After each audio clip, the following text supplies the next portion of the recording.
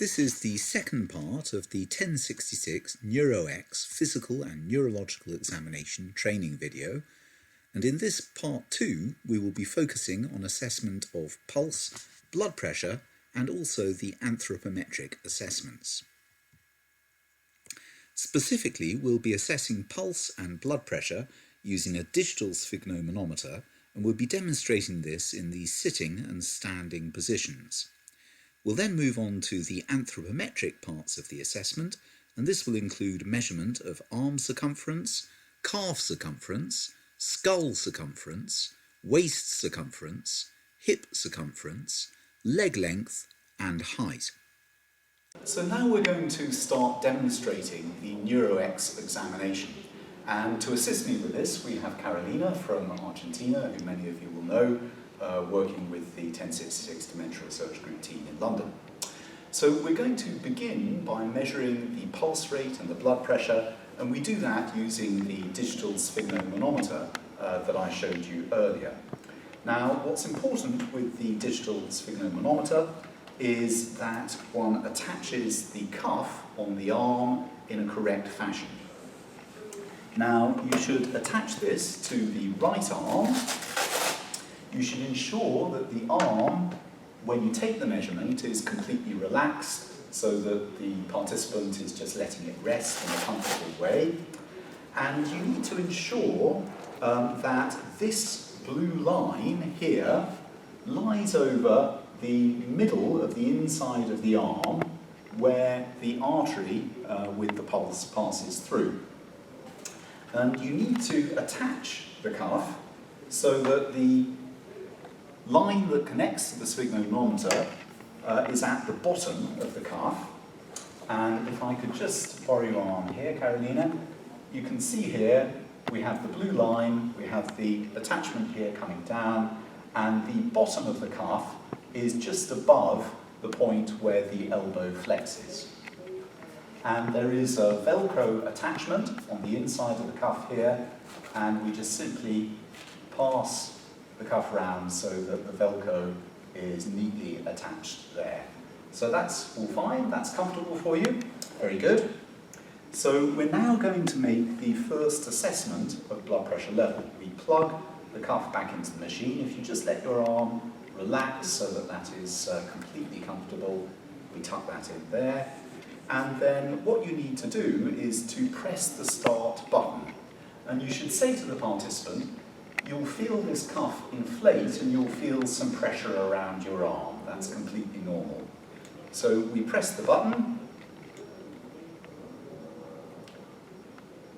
and here we go. And the machine makes a noise. The cuff is inflating. It inflates, it gets to a point, and then it begins to deflate. And when that process is finished,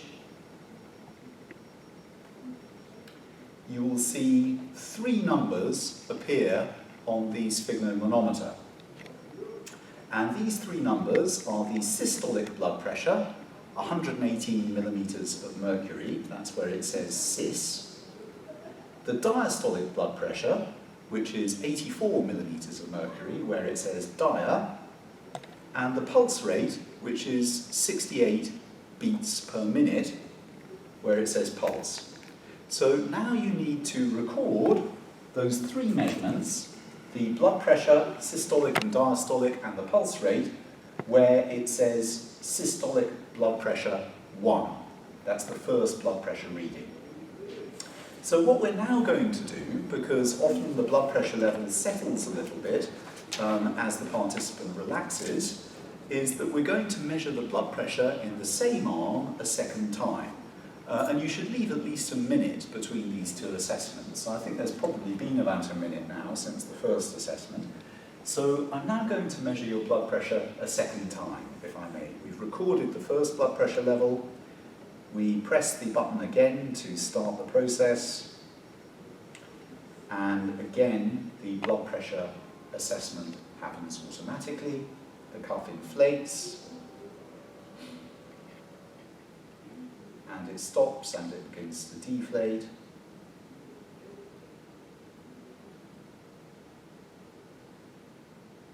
And again, the results will appear.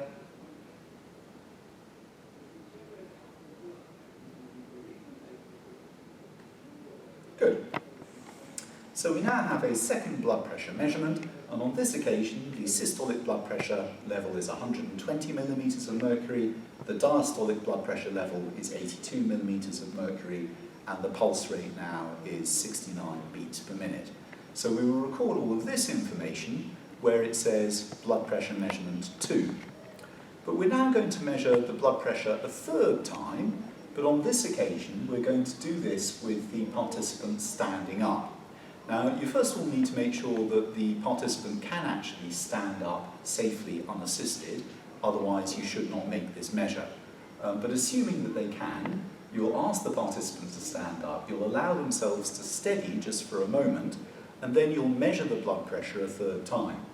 Because the participant is attached to the sphygmomanometer, you may need to make sure that you're holding this in your hand so that the wire is not stretched here at the point at which they stand up. So let's demonstrate this process. I wonder if you could stand up so I can measure your blood pressure a third time. So let's stand up. There we are. I've stood up with her. The line hasn't been stretched. We now press this button. In fact, you need to press that twice in order to initiate the measurement. And we now see what the blood pressure level is going to be with the participant standing up.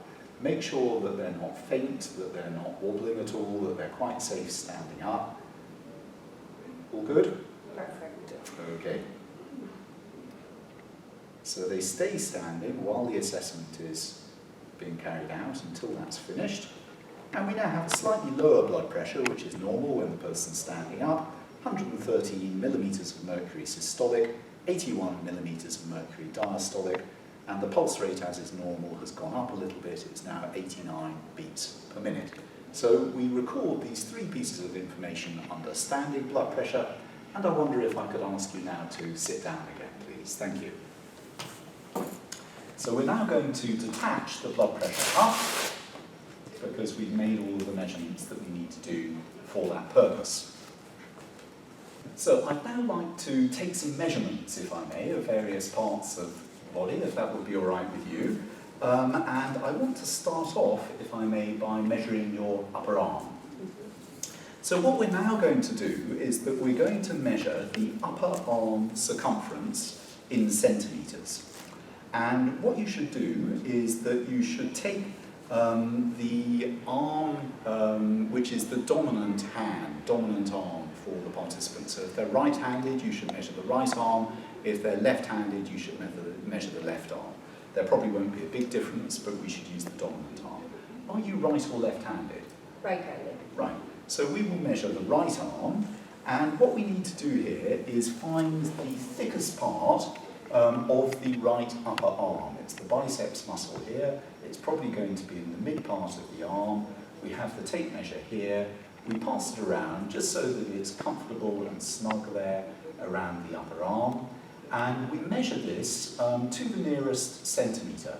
So on this occasion, the measurement looks to be around 23.8 centimetres, so that is rounded to 24 centimetres as the circumference of the upper arm. So we record 24 centimetres, and what we're now going to do in a similar way is we're going to measure the circumference of the calf. Now, what we're going to need to do here is to ask Carolina if she could possibly remove one of her boots. Apologies for that. No. My socks. Good. And we're now going to be looking at the calf, and it's exactly the same approach, that what we want to do is we want to measure the thickest part of the calf, the part of the calf with the biggest circumference. But in order to do this measurement properly, it's important that the participant is sitting down in a chair, as Carolina is, and that the knee and the ankle are each bent to a 90 degree. So probably just like this. There we are. So we have 90 degrees here, and we have 90 degrees here. So that's perfectly set up. And we now take the measuring tape again, and we pass this around the thickest part of the calf. You can just See that we need to move down here just a little bit. There we are. And the measurement that I've got here is 35.1 centimetres. So that rounds down to 35 centimetres on this occasion, and that's what I enter in for the calf circumference. The next thing that we're going to measure is the skull circumference. So what we need to do for this is that at the front we need to pass the tape just above the participant's eyebrows, and then we need to find the nuchal tuberosity. This is where the muscles attach just at the back of the head. The strap muscles come up the neck and they attach, and you can feel just a little bony protuberance around here. So we want to have the tape at the eyebrow level at the front and at the nuchal tuberosity at the back, and we want to measure the circumference of the skull.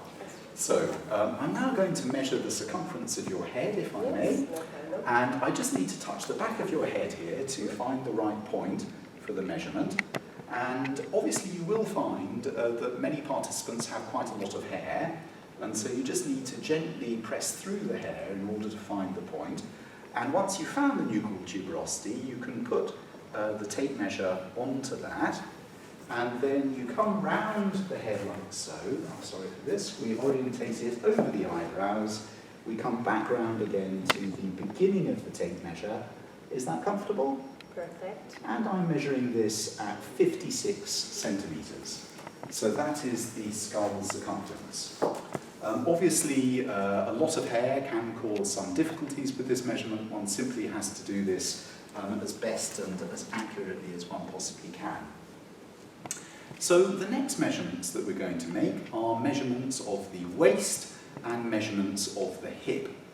Now, as far as the waist measurement is concerned, this differs a little bit depending upon whether it's a man or a woman that one is measuring. When you're measuring the waist in a woman, it's quite straightforward. It's the narrowest part of the body between the chest and the hips. If it's a man, you should measure it at the level of the umbilicus or the belly button. So in order to do this adequately, you really need to ask the participant to stand up. If they can't stand up, you have to do the best that you can under the circumstances. So I'm going to just pass the tape measure around your waist, if I may.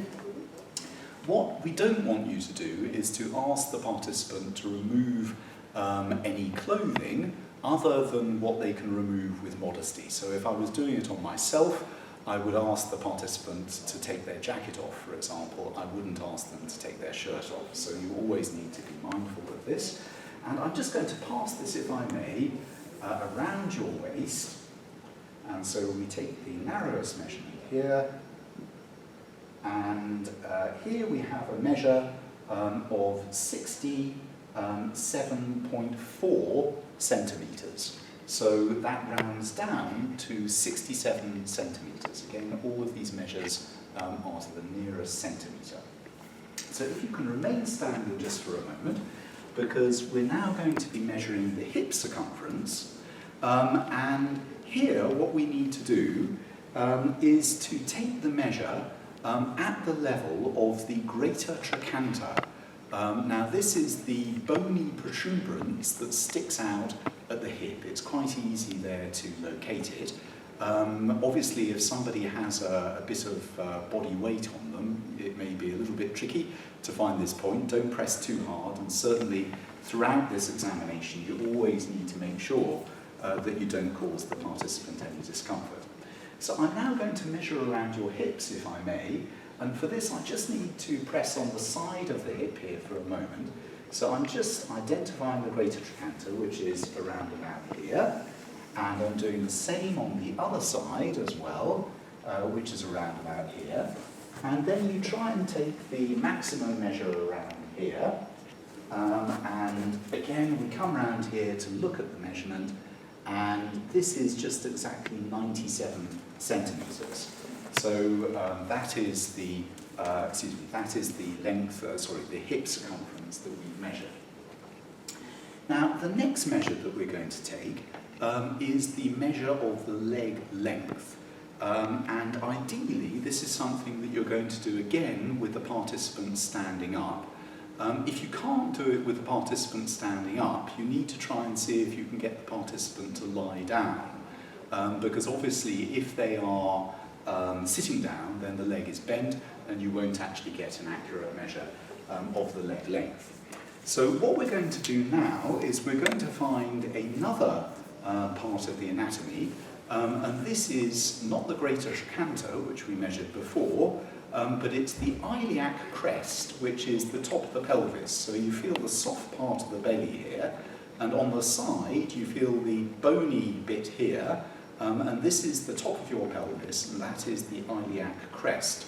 So that's the start of the measurement, and the bottom of the measurement here is the lateral malleolus, which is the ankle bone. So it's the bony bit that sticks out on the side of the ankle. So that's what we're defining the leg as. So I'm now going to measure the length of your leg again. And if I may, I'm just going to feel for another bony point, which is just here. So that is the iliac crest, which is the top of the pelvis. Thank you, if you're able to hold that for me. Usually you will actually be able to do this without the participant helping in that way, but it may assist if they can. And we're looking down here, down to the lateral malleolus, and we've got a nice long leg here with 101 centimetres of length, all in all. So thank you very much indeed for that. And we're now going to try and measure your height. Okay. Now, for measuring the height, really speaking, what you should have is a book or something flat to put on the participant's head for reasons that will become apparent. And I wonder if I could ask you, Carolina, to come and stand up against the wall over here. I should take the bit off now. Yes. So if people have shoes with high heels, and those can be easily removed, you should take those off in order to measure the height. So if you can stand up against the wall for me, and just press yourself back and stand up as tall as you can, and then what you need to do is place the book or other flat surface, and we just put the hair down a little bit there, that's fine, so that we've got that on the top of the head like so. And if I could just ask you to walk away from the wall, and then please sit down for me there. And so what you're not able to do, obviously, is mark the wall in the participant's house. But the technique here is that we take our tape measure, we have the height of the participant there measured with the finger, and you then lower the tape measure so that the zero measure on the tape measure is going to be at the bottom, down here.